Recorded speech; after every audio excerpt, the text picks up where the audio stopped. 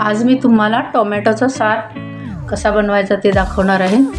तर मी ते 3 टोमॅटो घेतलेले आहेत, स्वच्छ धुवून घेतलेले आहेत। आता मी त्याला कापून घेते। असे 2 भाग करायचे। हे बघा मी 2 भाग केलेले आहेत 3 टोमॅटोचे। आता हे आपण कुकरमध्ये घेणार आहोत। त्याच्यामध्ये एक बीटचा तुकडा, 4 तुकडे गाजर घेतलेले, लसूण आणि एक छोटासा कांदा घेतलेला आहे अर्धा। तर थोडंसं पाणी घालायचं, टोमॅटोला पाणी सुटलेलंच असतं।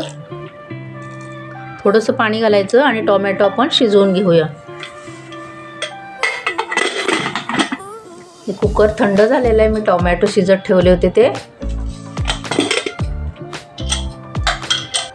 चांगले शिजलेले आहेत। आता काय करायचं, ही टोमॅटोची साल काढून घ्यायची।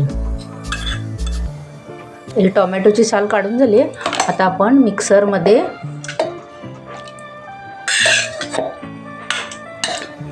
हे मिक्सरमध्ये मी वाटून घेते। हे बघा, तुम्ही बघू शकता कशी पेस्ट बनलेली, बारीक वाटून घेतलेले। आता आपण फोडणीची तयारी करूया। हे मिश्रण तुम्ही जर तुकडे तुकडे राहिले तर मोठ्या गाळणीने गाळून पण घेऊ शकता, पण आता त्याला काही गरज नाही गाळायची, कारण हे खूप बारीक पेस्ट झालेली आहे। आता आपण फोडणी करूया। टोमॅटो सार करायला सुरुवात करूया। छोटा चमचा मी तेल घातलेले आणि 1 चमचा तूप। तुपाची फोडणी ना साराला खूप छान चव येते तुपामुळे। अर्धा चमचा जिरं, कढीपत्ता। गॅस एकदम कमी ठेवायचा किंवा तुम्ही बंद केला तरी चालेल। फोडणी झाल्यानंतर गॅस बंद केला तरी चालेल। आता कढीपत्ता तडतडला की आपण हे सार मिक्सरमधून हे टोमॅटो फिरवून घेतलेले ते आपण घालणार आहोत।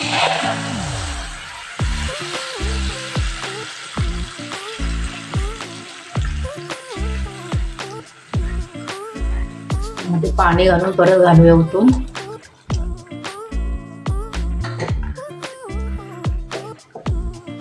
तुम्ही बघू शकता किती घट्ट झालेलं आहे। आपण मीठ घालूया चवीप्रमाणे।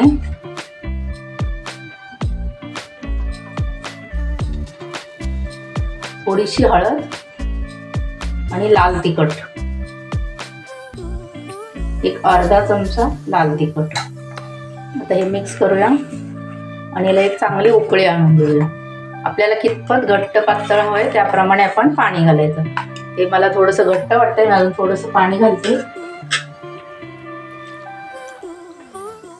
आता आपण याला उकळी आणून देऊया।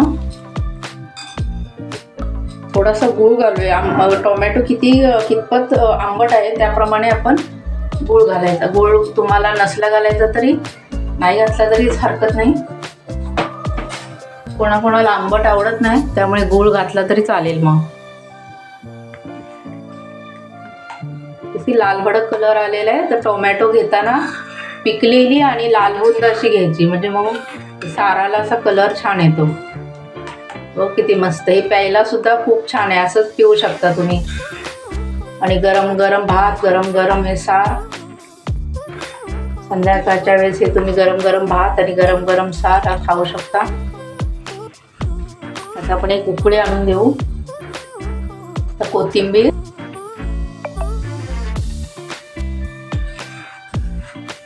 माझी रेसिपी तुम्हाला कशी वाटली ती कमेंट बॉक्समध्ये सांगा। लाईक करा, सबस्क्राईब करा, शेअर करा। बघा हे टोमॅटो सार आपला तयार आहे। बघा 2-3 मिनिटं टोमॅटोला उकळी आणून घेतलेली आहे। तर आता हे तयार आहे टोमॅटो सार पिण्यासाठी।